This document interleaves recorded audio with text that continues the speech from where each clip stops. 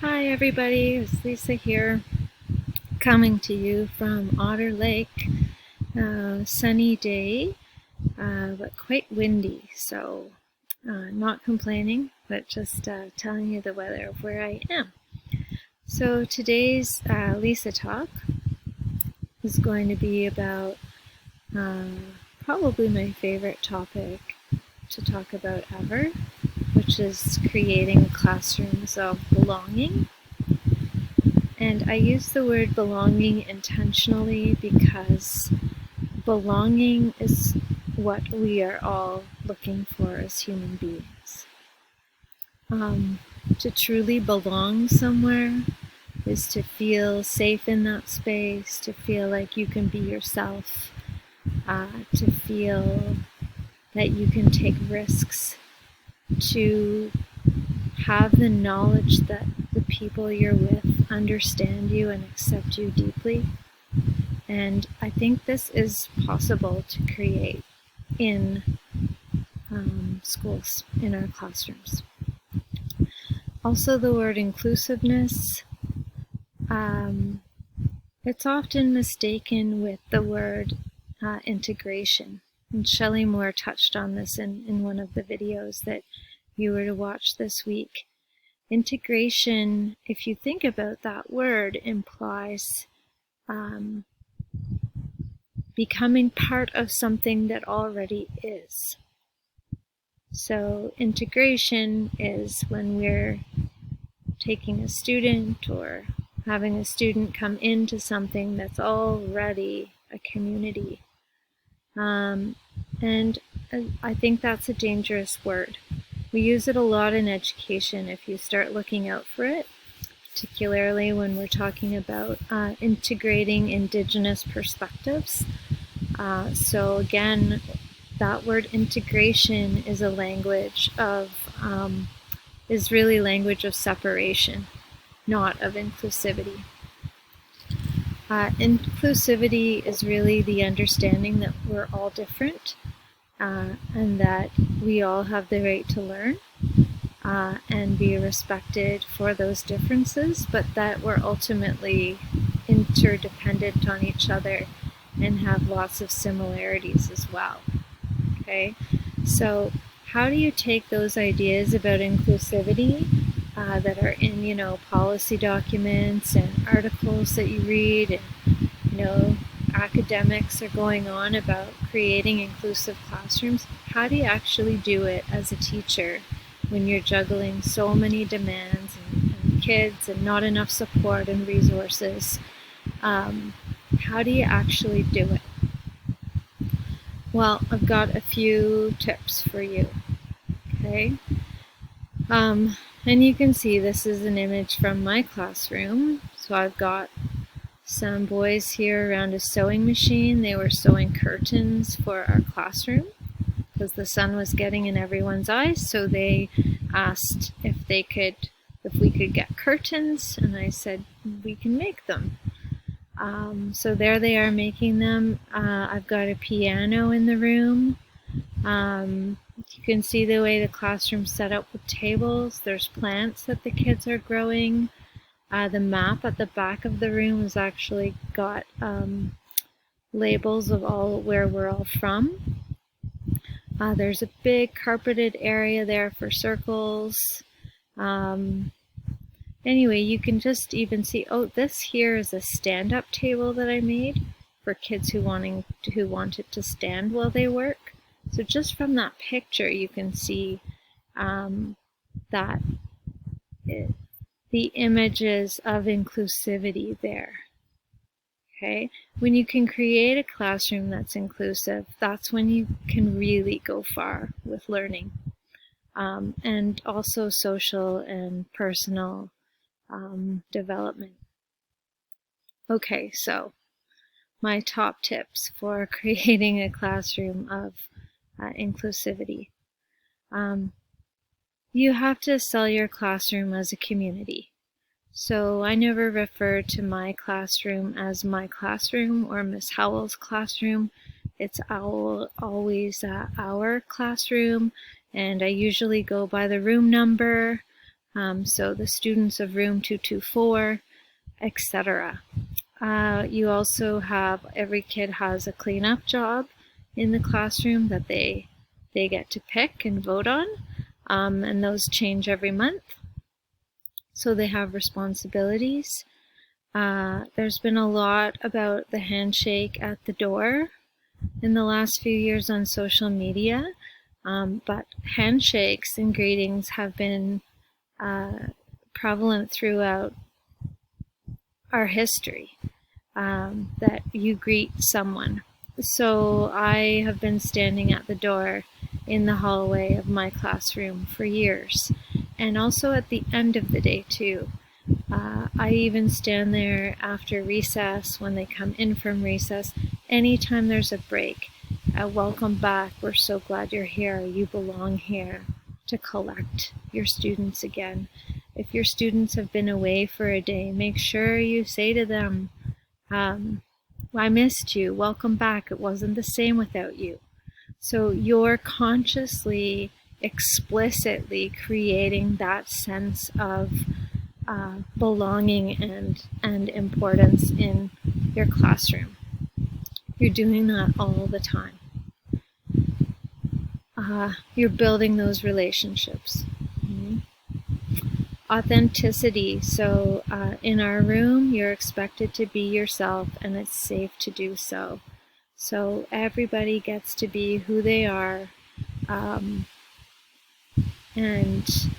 that means you too. So you share yourself, you share your stories, and no one makes fun of anyone else.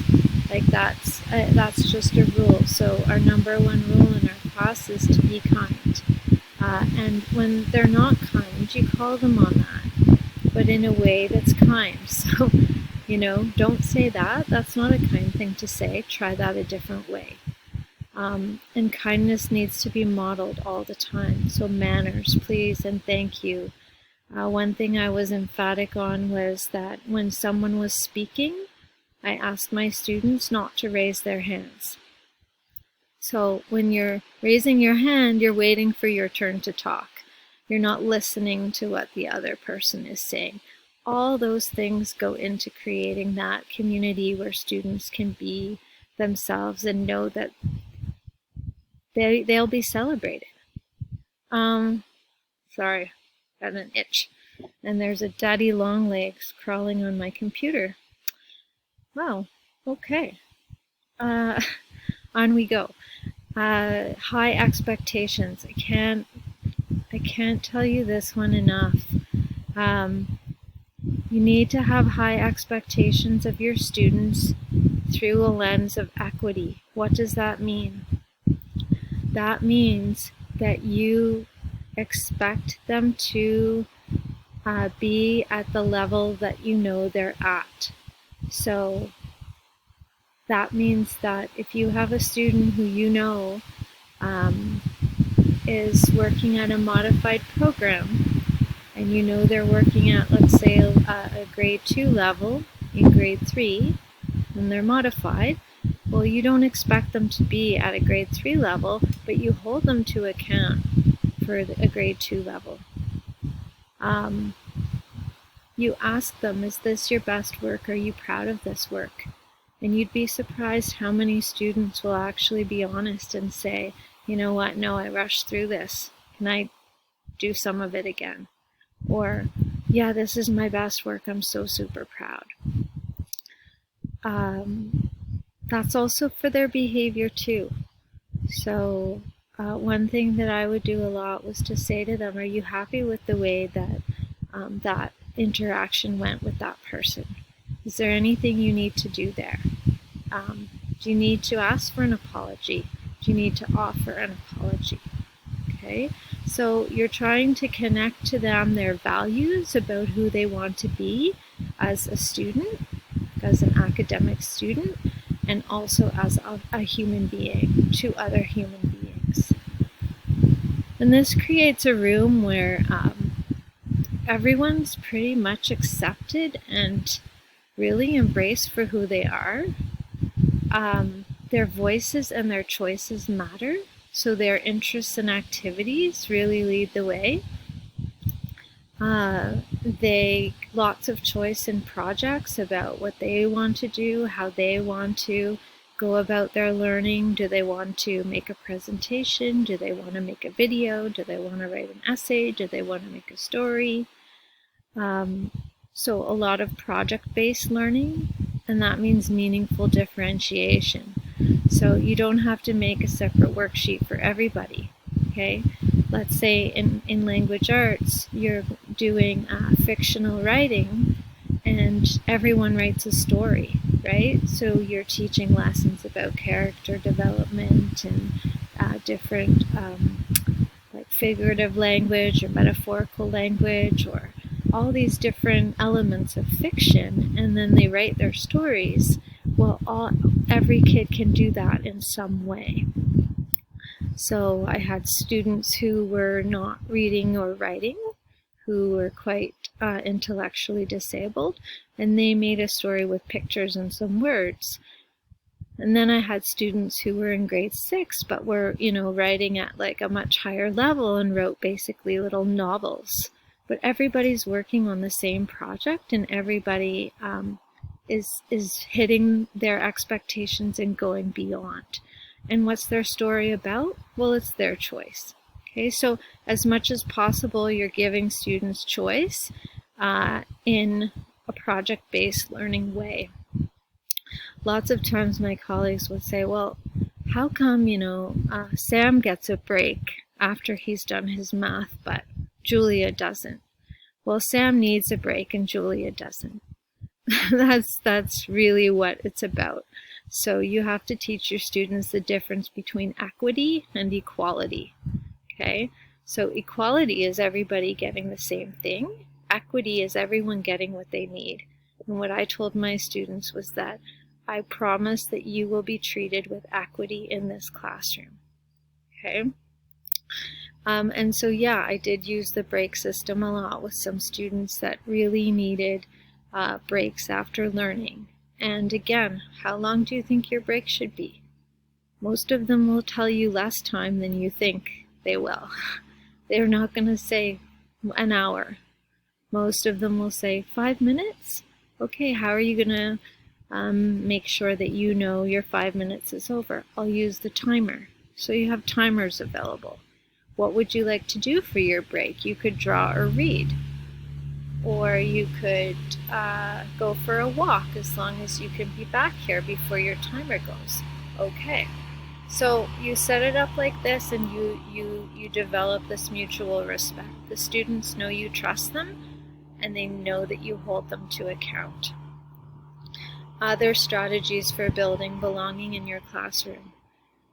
Morning and afternoon handshakes. Morning meeting. So we had a meeting every morning where we'd go over things, we'd share some news. We had a community circle every day, taught the students to listen to each other. I gave my students choice in seating with the knowledge that if it wasn't working out for them, we would discuss that. And it's pretty amazing what happens when you give kids that chance. Lots of my students taught the class different subjects. I did a lot of personal choice projects, so they got to choose what they learned.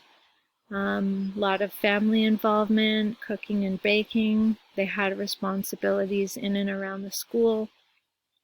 And I worked with a lot of elders and senior citizens. Okay. So how does this look in the social studies curriculum? Okay. So how do we have inclusivity in the curriculum? So I think we do that by actually looking at the curriculum for who's missing. We do this by allowing students choice. Within the curriculum, we can provide them with lots of choice and still meet those overall and specific expectations. We absolutely can. Okay. If the lens that we're looking at the curriculum is with an inclusive, culturally responsive lens, we can meet those expectations and honor those practices.